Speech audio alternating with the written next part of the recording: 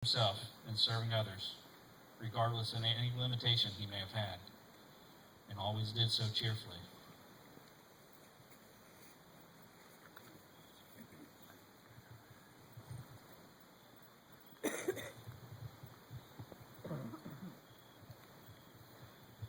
Okay, Our final, can y'all hear me?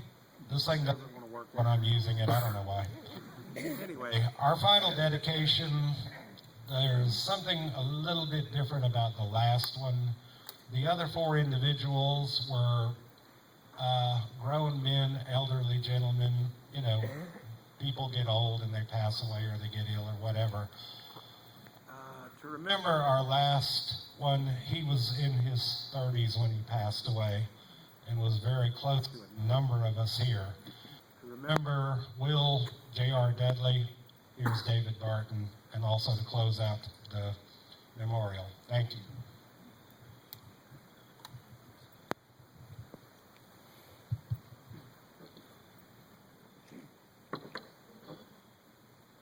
One year ago from today, if you would have told me that I would be here tonight, speaking on behalf of one of the greatest people I have ever known, I honestly would have never believed you. And in fact, I may have criticized you for being a person of little faith. William Raymond Dudley Jr. was born April 17, 1976, in Naples, Italy, where his late father, William R. Dudley Sr., honorably served our country in the United States Navy. Shortly after his birth, his father received orders and his family relocated to the Naval Weapons Station in Goose Creek. William started his scouting career as a Cub Scout, and this pathway taught him early on about the importance of being involved and being a leader. He learned from the best, his mother, the late Minnie Carmetta Burrell Dudley, selflessly served as a den leader, and his father as a Cub Master. William, like many scouts, progressed through the ranks and received the Arrow of Light, after which he bridged up and joined Troop 459 in Goose Creek. In August of 1990, William began his journey at Goose Creek High School, during which time he was extremely active. He wrestled, played football, threw shot put and discus, worked a part-time job, and still made scouting a priority. If that wasn't enough, he also made time to give back. He was part of a community-based leadership program that allowed high school students the ability to teach younger kids at nearby elementary schools. On the outside, William would have appeared bigger than life and on top of his world. Sadly, however, it was also during these years that he lost his mother in her fight with cancer. I tell you this only because I firmly believe this helped mold his character. He was always such an inspirational person, never because he used this as a crutch, but rather as a reason to push even harder at his goals in life. In May of 1991, William completed his ordeal and joined Unali'yi Lodge. Midsummer of that year, I was blessed with meeting William right here on the shores of Bohicket. William always reminded me of how we met. It was just outside the dining hall. We started talking, and within a few minutes, we were hustling Mitchell Farley, a fellow Vigil member, over a couple of water guns. To this day, I can still hear him laughing about this and saying, "Son, we got paid." That's how we rolled. From there, our friendship blossomed. And where you saw one of us, you saw the other. Shortly after meeting him, I realized that William was a very special and unique individual. He was one of the only people that I knew that answered to so many names. He was called Dula by his DDT family, aka his wrestling and high school friends. Most people in his troop and the lodge called him JR, while still others of us called him Will. And yes, on occasion, in later years, you could hear him referred to as the token black guy on the drum. In March of 1992, Will sealed his membership with the lodge by earning his brotherhood. While in the lodge, he served on a variety of committees and became very active on the Tacha Kandakan sing and dance team. For years, he was my second on the drum. and taught me what it took to keep a team united. He was an instrumental part of the team, accepted nothing but your personal best, and was one of those people that ultimately led our lodge to a plethora of first place finishes. In the early spring of '94, William finished his Eagle Scout project, which was the beautification of the Red Bank Fire Department, just 2 days before his 18th birthday. On April 15, 1994, he earned his Eagle Scout Award. Later that December, on an evening very similar to this one, William was bestowed the Vigil honor and was henceforth known as Gischetkin Aget Etan, which means determined teacher. Later in '94, Dooley graduated Goose Creek High School as a proud Gator. The following August, he continued his education at the College of Charleston. After aging out of the program, William still remained involved. He was an assistant scoutmaster for Troop 459, served as an associate advisor for Venture Crew 236, helped co-write the 2002 Dixie Fellowship Show, and later served as a committee member for his troop. It was also during his college years that he became a founding member of Young Spirit Singers that gave so much back to our lodge. In May of 2000, William Raymond Dudley Jr. proudly walked across the cistern at the College of Charleston as he had earned his bachelor's degree in elementary education. This is pretty ironic when you recall that his Vigil name was Determined Teacher. After having graduated, Will worked for First Data, National, Global Services, and then as Assistant Vice President of ICOR Incorporated. Will was always on his A-game. Dana Russell, one of JR's co-workers, once wrote, "I don't think he had a bad day, and if he did, he didn't show it." William truly understood Colossians 3:23-24, which reads, "Whatever you do, do your work heartedly, as for the Lord rather than for men." Will was one of the most upbeat and positive people that many of us have ever met. In the summer of 2009, William lost his father, and a few short weeks later, on September 5th, he too fell ill. He suffered from pneumonia and polyneuropathy.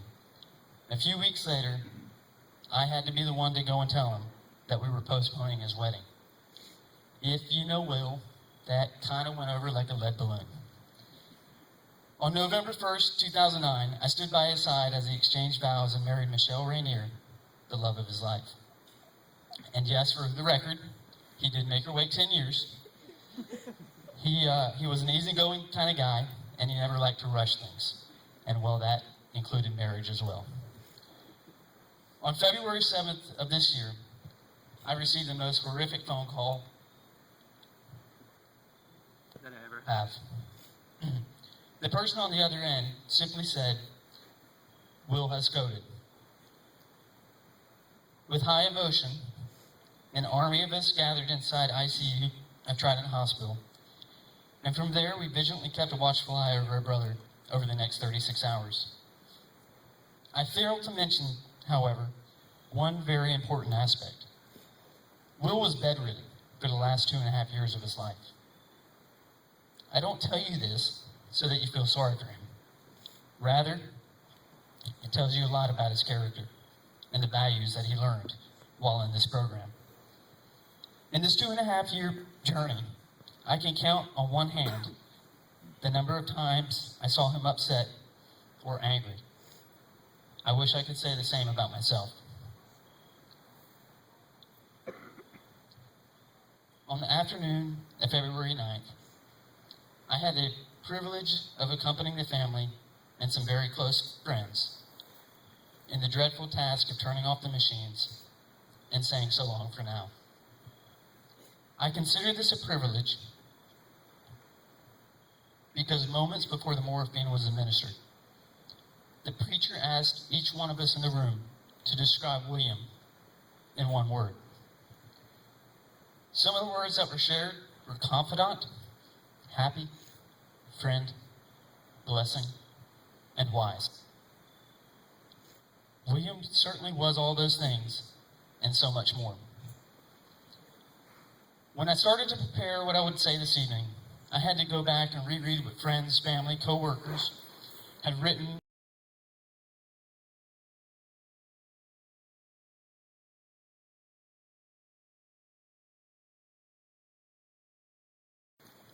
a former classmate, Len Covington, wrote, "He truly blessed our lives and was such a person of high character and so fun to be around."